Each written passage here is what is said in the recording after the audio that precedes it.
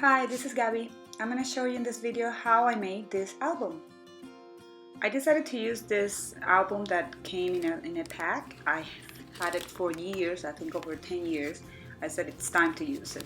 It brings 8 different pages with the flower shape, some felt, some chipboard, and some transparent pages. To prep the surface of those chipboard pages, I added a coat of gesso on both sides. Then I got my jelly print ready. I wanted to make some nice texture on those chipboards that I just painted with gesso.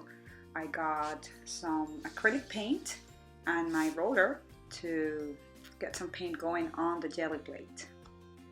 Then layer a stencil there and roll again the roller on top. And carefully lift the stencil and press my page on top of the jelly plate to get a beautiful impression. I repeated the step for the other 2 pages, and while I was waiting for that side to dry and do the same thing on the other side, I did some impressions on just copy paper because I didn't want to waste any of that paint on the jelly plate, and it looked gorgeous, that texture and patterns that was left there. On one of the transparencies, I painted like a section with brush strokes that are visible because I want to layer some chipboard letters or something on top later. Then I wanted to organize my pages, what I wanted for the cover, maybe a little bit of sewing for the title on the felt page, and then some pictures and just the way I think I'm going to organize my pages. I found some chipboard shapes like flowers and leaves and stars that I'm going to be adding throughout the album. So I'm going to paint them with neon water-soluble colors and just applying a little bit of the color directly on the shape, and then with a water brush painting, getting the color to move. This part was really fun. I love how vibrant the colors are with the neon colors, and even though it's like watercolor work, you get more color. So I got to mix a little bit of blues and greens and yellows for the leaves and stems, and then other colors for the flowers. So now for the acetate pages, I want to add some paint on the border. So I'm going to set it on the surface there and get some paint with my finger and rub it all over the border of the pages. To help me with the title, I printed the word that I wanted to stitch on the front with a circle similar size to the felt page, and then I will use that as a guide to do the hand stitching on the front page. I did all the stitching on top of the paper, the computer paper, and then I removed it carefully to make sure that I didn't stretch any of the threads that were making the title.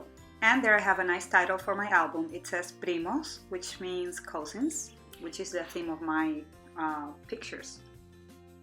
To decorate a bit further those chipboard pages, I stamped a little bit with this background stamp with some distress oxide inks, and also with other flowers and other kinds of stamps, and some permanent ink because I'm going to be painting a little bit more.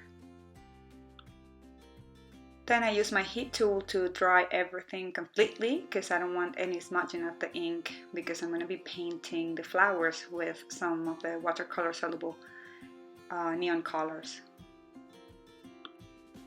Then I used my silhouette machine to cut out some brackets that I'm going to paint with the same colors of acrylic paint that I used before. I used a baby wipe to dab the color on the brackets.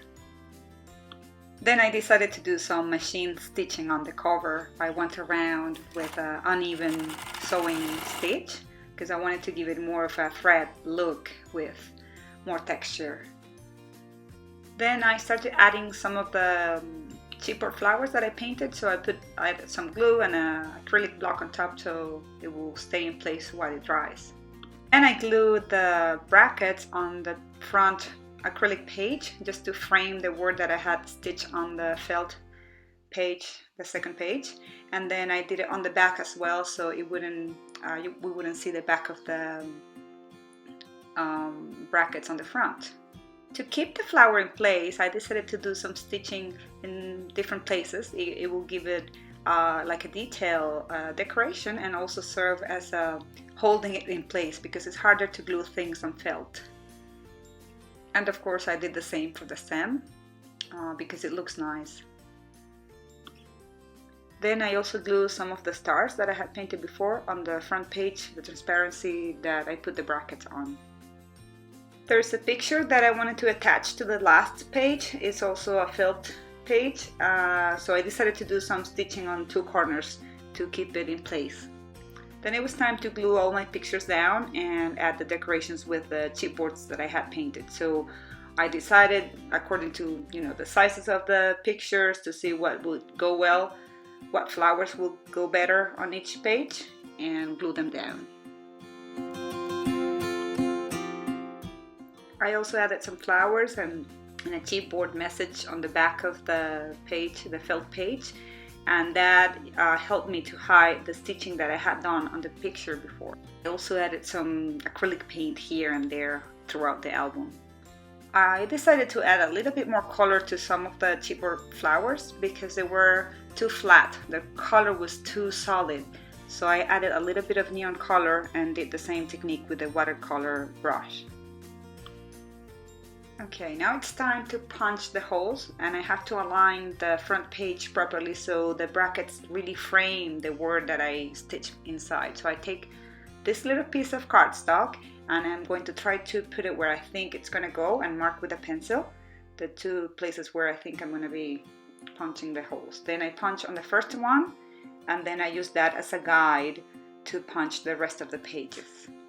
Okay, now I put it together with the rings, and what I like to do now is check through the album to see if I want to add any more details, maybe a ribbon on the rings or any other details to make it a little bit more beautiful. Maybe cover this area with the journaling, because I can leave it like that, but maybe some journaling will look nice there. So I go through all the pages, making sure it's the way I like it. Then I went through all those papers that I printed with the jelly plate at the beginning to choose one that I really liked, and glue it on top of cardstock to make it a little bit sturdier. So what I did was cut it in a circle and then glue it down onto a piece of cardstock. And then I found a lid that was almost the size of that stitching area. I want it a little bit smaller because I want the stitching to be visible, but this lid is almost the size that I wanted, so I'm going to trace it and cut that circle. Then I use my rulers to make some parallel lines to help me with the journaling, otherwise my lines will go all over the place. I used a very light hand so my lines wouldn't be that visible, so it would be easier to erase them later on. Then I wrote my journaling with a pencil to practice a little bit before tracing it with a marker. After it was dried, I erased the pencil lines with an eraser. I then decided to add some details to the flowers and all over the album with the same marker that I did the journaling. I added some like stitch line all over the flowers, the leaves. I really like this fall stitching detail. It goes really well with the hand stitching and the machine stitching that I did on the covers of the album. Looking through my letter stickers, I found a set that really goes perfectly with this album. It's got this fall stitching lines that I've been drawing all over the album, but it's already done. So I'm going to use them on top of this acrylic page that I did the brush strokes with acrylic paint. To align them perfectly, I got my ruler and I'm sticking just a little border on the bottom of the stickers to make sure that I have the correct spacing between the letters, and then I'll transfer them to the page. This way I can move the word around to decide where I want to put it.